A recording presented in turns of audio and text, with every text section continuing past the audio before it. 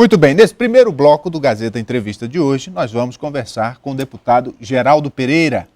Deputado Geraldo Pereira, do Partido dos Trabalhadores, líder do PT na Assembleia. Muito boa noite, deputado. Seja bem-vindo. Boa noite, Venceslau. Ao Gazeta Entrevista. Muito bem, deputado. O senhor, hoje, como líder do Partido dos Trabalhadores na Assembleia, é uma das figuras de proa do governo. Faça chuva ou faça sol, o senhor está lá na defesa do governo e, em épocas de turbulência, como essa que o Estado atravessa, o governo atravessa, como é que está a defesa do governo, essa missão lá na tribuna? Olha, na verdade é uma defesa consciente, né, de um governador que se propõe a trabalhar em prol da sociedade do Estado do Acre, em executar aquilo que foi prometido durante a campanha política, que foi contemplado no seu PPA, no plano plurianual, nas leis de diretriz orçamentária, na lei orçamentária anual, de forma que aquilo que foi prometido, que foi discutido com a sociedade, o governador Tião Viana, junto com toda a equipe de governo, estão executando. Deputado, o senhor é tributarista, né, e é muito ligado a essa questão das leis, inclusive o senhor tem sido relator dos projetos do Executivo que versam sobre orçamento.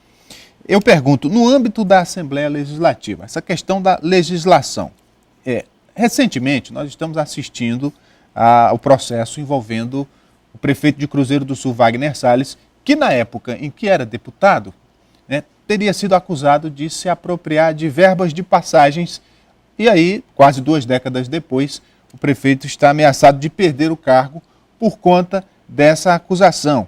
E aí eu lhe pergunto, do ponto de vista da legislação, como é que o senhor analisa, né? Porque, segundo o processo, ele teria sido acusado de peculato e também teria praticado crime de sonegação.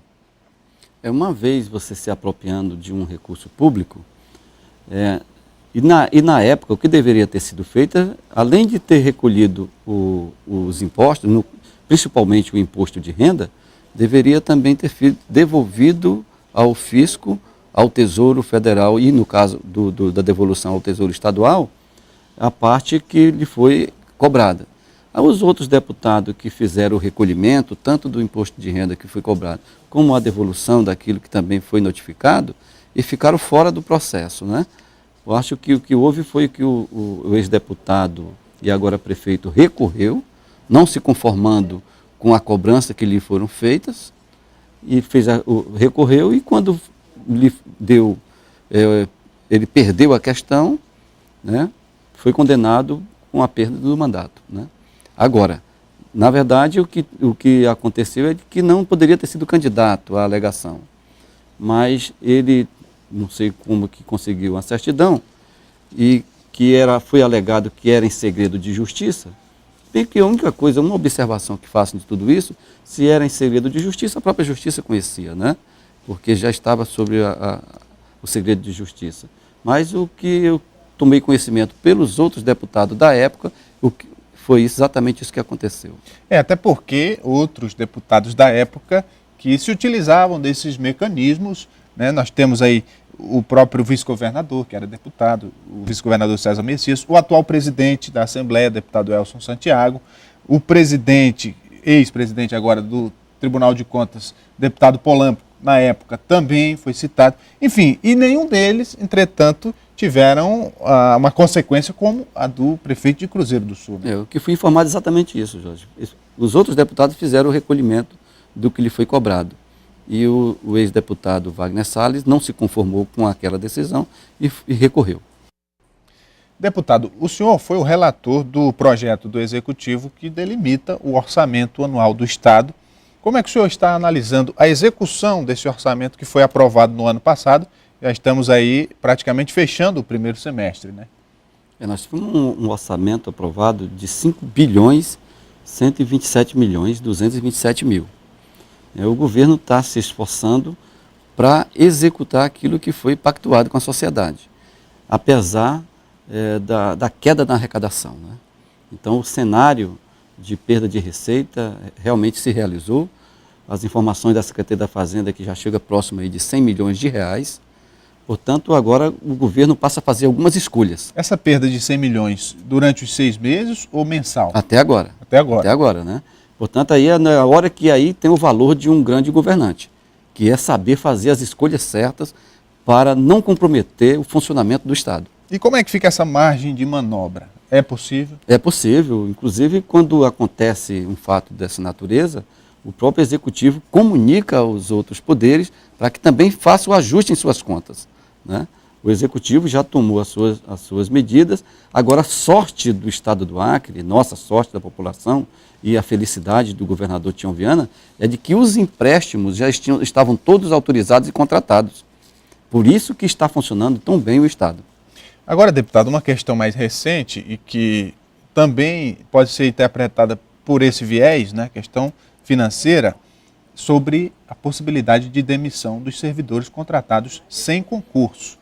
Caso isso viesse a acontecer, porque ainda não é fato que isso vai acontecer, mas caso viesse a acontecer, de que maneira o Estado poderia administrar isso, na sua opinião, conhecedor da legislação como o senhor é, em relação a, por exemplo, contribuição previdenciária, imposto de renda, aposentadoria, como é que ia se administrar tudo isso? Esse é um passo seguinte, né? O que nós estamos agora vivendo, esse período temporal, que está sendo discutido pela Procuradoria-Geral do Estado e acompanhado pelos parlamentares federais, os nossos senadores, é de que realmente o Supremo concorde com um prazo maior para que o Estado tome as suas providências.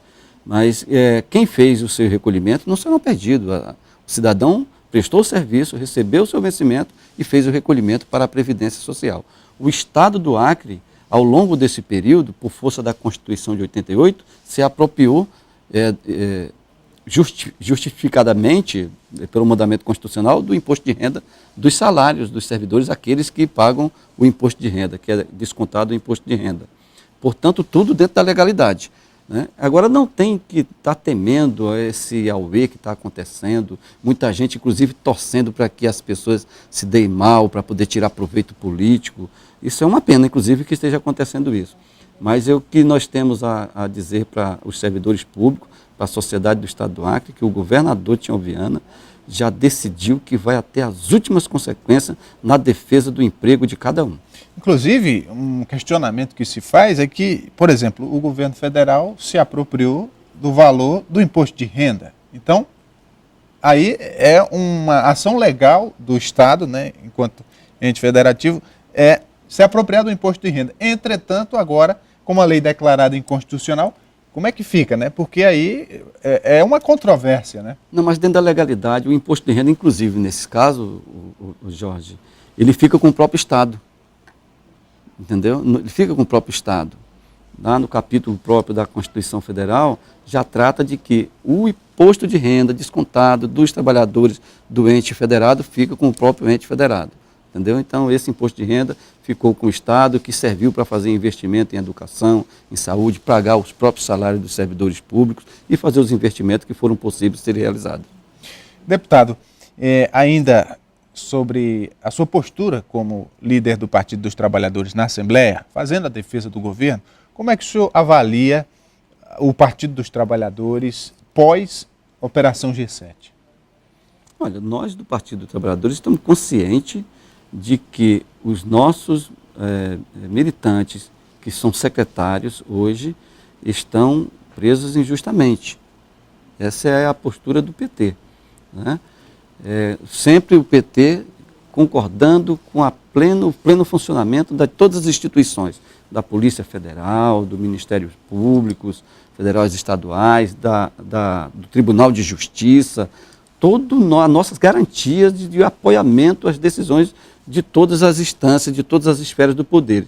Entretanto, em todas as esferas, por exemplo, no Judiciário, quem é o desembargador que é juiz de carreira, que não já teve uma sentença dele reformada pelo colegiado de desembargadores? E, às vezes, as decisões também do colegiado de desembargadores já reformada pelo Supremo ou pelo STJ. Quase todos os juízes, se não for todos, já tiveram sentenças reformadas. E como é que o senhor avalia isso do ponto de vista de uma eleição no ano que vem, por exemplo? Essa questão toda, essa turbulência que o governo atravessa. Olha, o que vai ser respondido é exatamente que, com certeza, a inocência dos nossos companheiros serão provadas e de que o governador vai continuar no mesmo ritmo de trabalho e vai até intensificar mais. Vamos estar em todas as cidades do estado do Acre, conversando com a sociedade, prestando serviço e acompanhando o bom funcionamento dos serviços públicos. Deputado, outra questão no âmbito da Assembleia Legislativa diz respeito à possível formação de 2 novos blocos de deputados dentro da bancada de oposição. Seria o bloco do PSDB com o PP e um outro bloco do PSD com o PT do B. E aí, no caso do primeiro, o deputado Rocha passaria a ser o líder desse bloco, tirando a liderança do PP da deputada Maria Antônia.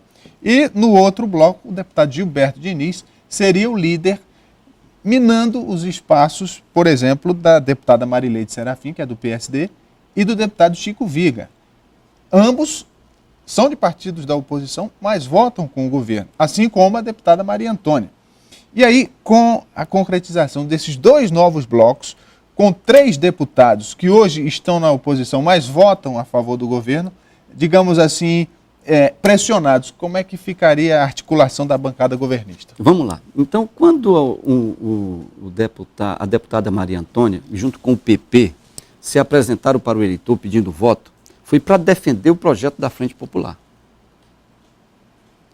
Então, o PP apresentou seus candidatos e disse para a população, para o eleitor, que eles estavam ali apresentando o projeto de governo do governador Tião Viana e que por eles seriam defendidos.